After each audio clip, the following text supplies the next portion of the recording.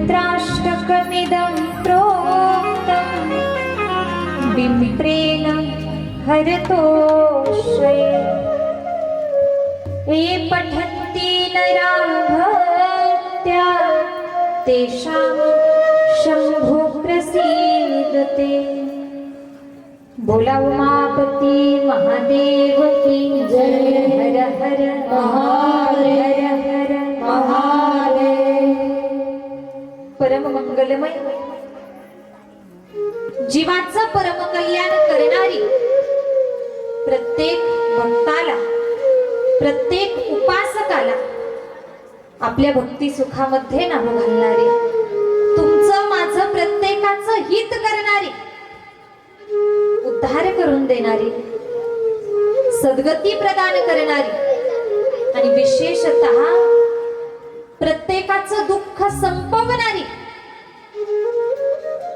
मनुष्य जीवनाला कल्याणाचा मार्ग प्रदान करणारी ही श्री शिवमहापुराण कथा आपण ऐकतोय। प्रथमतः तुम्हा सर्व शिवभक्तांचं या ठिकाणी अंतःकरणपूर्वक स्वागत। प्रत्येकाच्या चरणी माझं वंदन, भगवान भोलेनाथांच्या चरणी वंदन, जन्मदात्या आई वडिलांच्या चरणी वंदन, माझे गुरुवर्य हरिभक्तीपरायण साध्वी सोनाली दिदी करपे गुरुवर्यांच्या चरणी वंदन। आणि लगेच कथेला प्रारंभ, कथेला सुरुवात। पहा, अगदी आज सकाळच्या सत्रामध्ये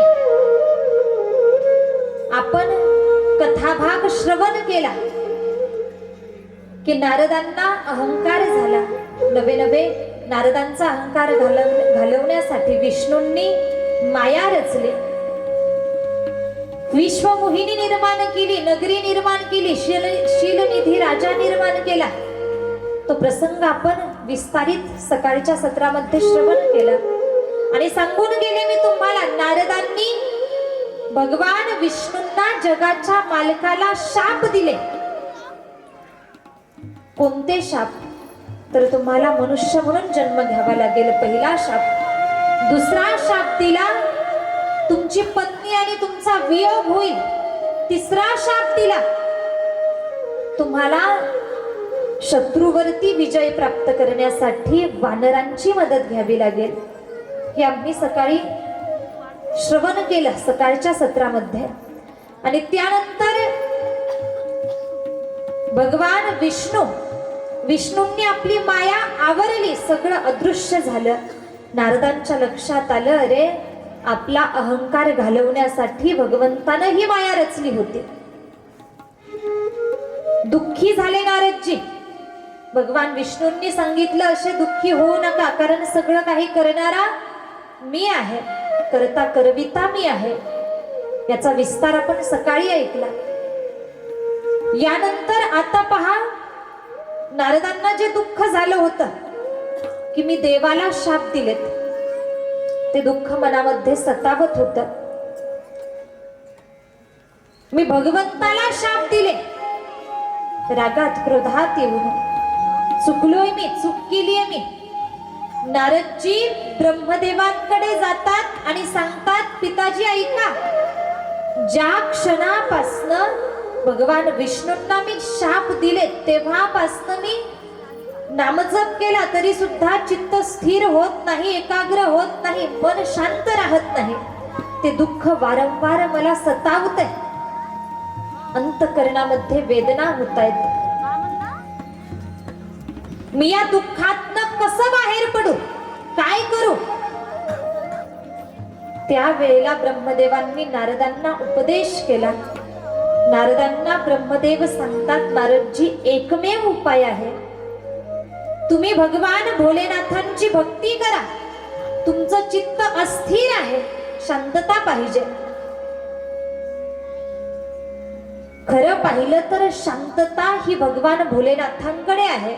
नवे नवे नारदजी, तुम्ही दुःखी आहात ना, दुःख मिटवण्याचं सामर्थ्य भगवान शिवशंकरांकडे आहे। दुःखी जीवाला सुखाचा मार्ग दाखवणारे भगवान भोलेनाथ आहेत, त्यांच्याकडे सुख आहे। आणि खरं पाहिलं तर सुख देवाकडे आहे, देवाकडे दुःख नाहीये. सुखाचा वर्षाव भगवान परमात्मा भक्तांवरती करत असतात.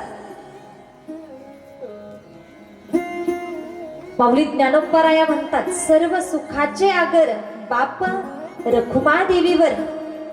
देवाकडे सुख आहे, सर्व सुख भगवंताच्या जवळ आहे. नारदजी ऐका, तुम्ही भगवान भोलेनाथांची उपासना भक्ती करा, याही पुढे जाऊन सांगितलं. तुम्ही शिवनामाचा जप करा. शिवनाम जपले सहारा मिलेगा, शिवनाम जपले सहारा मिलेगा, शिवनाम जपले सहारा मिलेगा, शिवनाम जपले सहारा मिलेगा. डूबे हुए को किनारा मिलेगा, शिवनाम जपले सहारा मिलेगा, शिवनाम जपले सहारा मिलेगा. डूबे हुए को किनारा मिलेगा, शिवनाम जपले सहारा मिलेगा, शिवनाम जपले सहारा मिलेगा.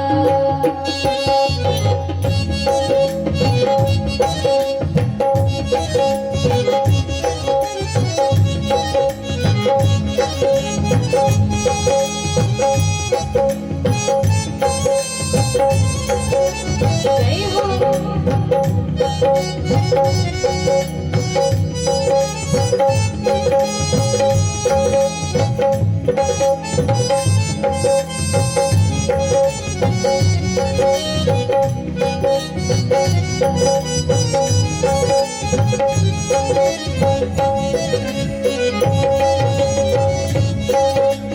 जय भोलेनाथ.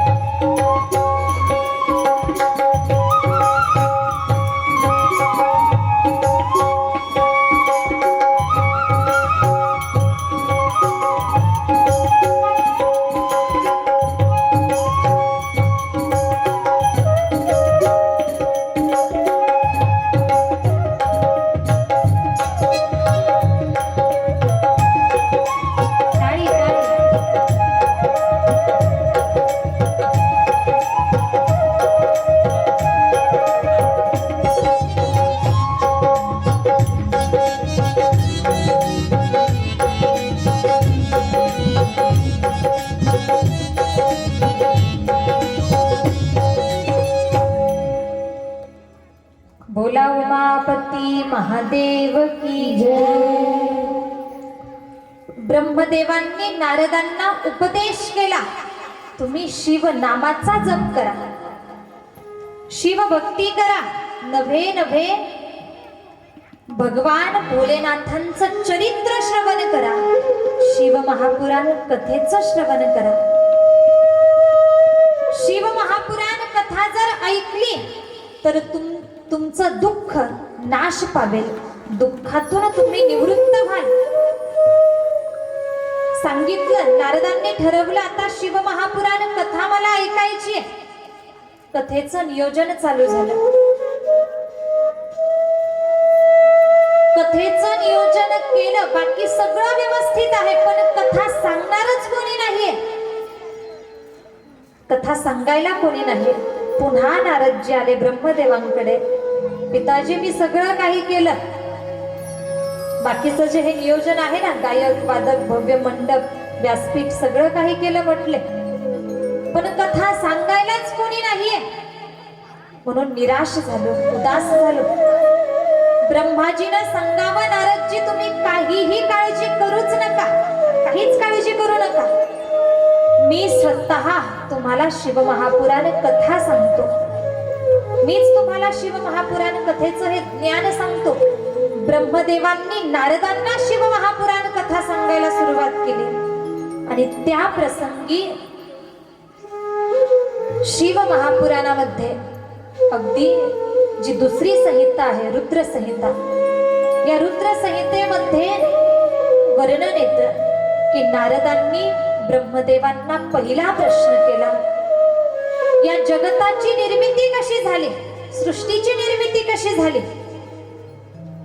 सृष्टी खंड म्हणून प्रकरण आहे, मुद्दा आहे, त्यामध्ये हा विस्तार येतो. नारदजी म्हणतायत, या जगताच्या निर्मितीची कथा मला सांगा, आणि आम्हाला ऐकायचंय. ब्रह्मदेवांनी सांगायला सुरुवात केली. ब्रह्मदेव म्हणतायत, शास्त्रानं 4 युग सांगितली, 4 युग आहेत.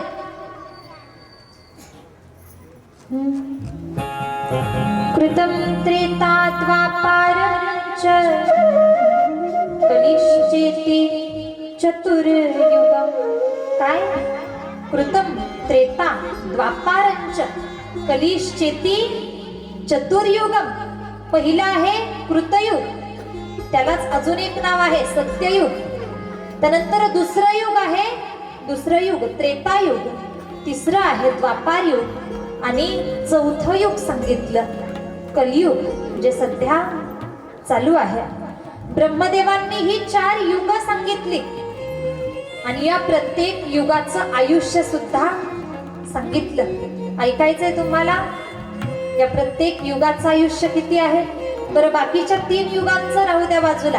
आता आपण ज्या कलियुगामध्ये जन्माला आलो, या कलियुगाचं आयुष्य ऐकणार. ताट बसा बरं. हा, असं फ्रेश बसून कथा ऐकायची. पहा, पहिलं जे युग सांगितलं सत्ययुग, या सत्ययुगाचं आयुष्य सांगितलं 17,28,000 वर्ष. 17,28,000 वर्षाचं सत्ययुग. त्यानंतर दुसरं युग सांगितलं त्रेतायुग. त्रेतायुगाचं आयुष्य आहे 12,96,000 वर्ष. आम्हाला हे बोलायला सोपं पडतंय, पण ही संख्या काही लहान नाहीये.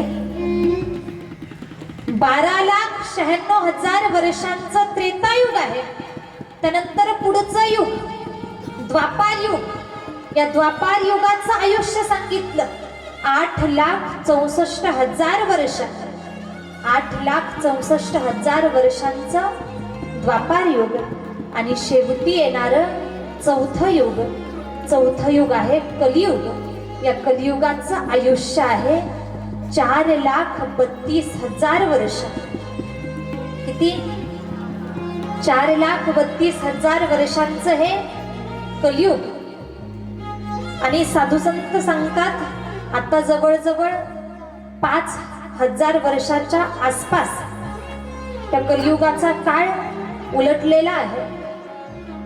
मग पहा 4,32,000 वर्षाचं हे कलियुग, आणि याच्या तुलनेत आमचं आयुष्य किती आहे म्हणायला 100 वर्ष, पण 100 वर्ष कोणी जगत नाही. आता या घडीला तरी 100 पर्यंत कोणी जात नाही.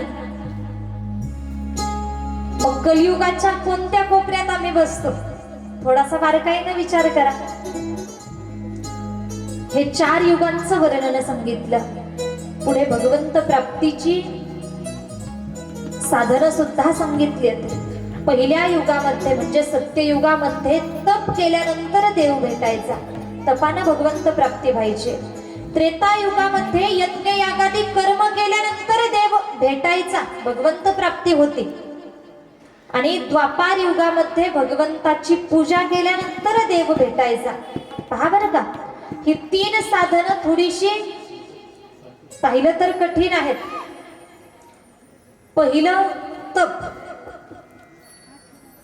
तप करण्यासाठी, तप करायचं म्हटलं तर देवाची प्राप्ती करण्यासाठी अनेको वर्ष तप करावं लागायचं. आम्ही ऐकतो कोणी 12 वर्ष तप केलं. अगदी कोणी अशी काही उदाहरणं आम्हाला ऐकायला मिळतात की ज्यांचं आयुष्यच तप करण्यामध्ये आयुष्य ज्यांनी घालवलं, असे कितीतरी नावं आमच्या समोर येतात. मग हा कोणता काळ होता? तर सत्ययुग. त्रेतायुगामध्ये यज्ञ यागादी कर्म केले जायचे. यज्ञ यागादी कर्म करणं ही साधी सोपी गोष्ट नाहीये, कठीण आहे. द्वापार युगातलं जे साधन भगवंताची पूजा करणं, तासनतास भगवंताची निष्ठेनं पूजा केली, अगदी नित्य नियमानं तर भगवंत भेटायचा. पण या कलियुगामध्ये सगळ्यात सोपं साधन सांगितलेलं आहे. कलियुगा माझी करावे कीर्तन, कलियुग माझी करावे कीर्तन, कलियुग माझी करावे कीर्तन, कलियुग माझी करावे कीर्तन, कलियुग माझे करावे कीर्तन,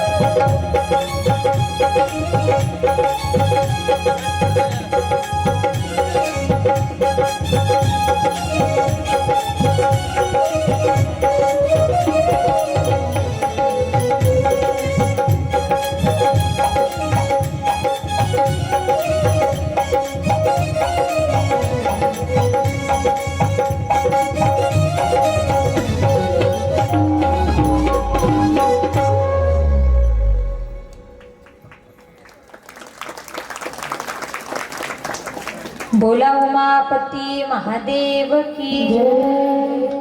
कलियुगा माझी करावे कीर्तन, तेने नारायण दीन भेटी.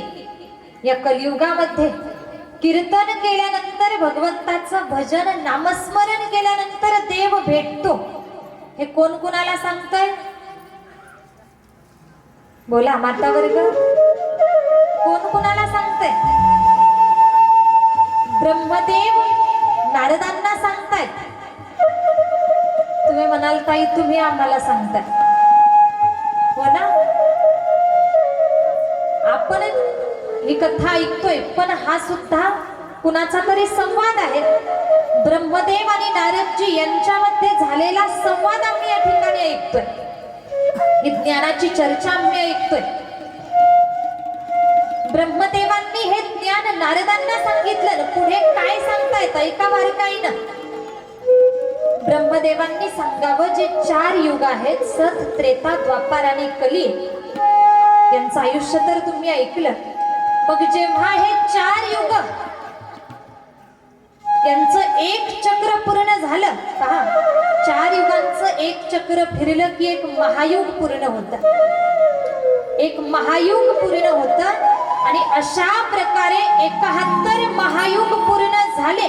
म्हणजेच काय, 4 युगांचं चक्र 71 वेळा फिरलं की एक मनवंतर पूर्ण होत आणि 14 मनवंतर पूर्ण झाले की महाभयंकर प्रलयाची निर्मिती. म्हणजेच 14 मनवंतर पूर्ण झाल्यानंतर एक कल्प पूर्ण होतो आणि कल्प पूर्ण झाला म्हणजेच प्रलय निश्चित आहे. कल्प पूर्ण झाल्यानंतर महाभयंकर प्रलयाची निर्मिती होते. 14 मनवंतरानंतर एक कल्प पूर्ण होतोय आणि भयंकर प्रलय आहे. प्रलय म्हणजेच काय ऐका,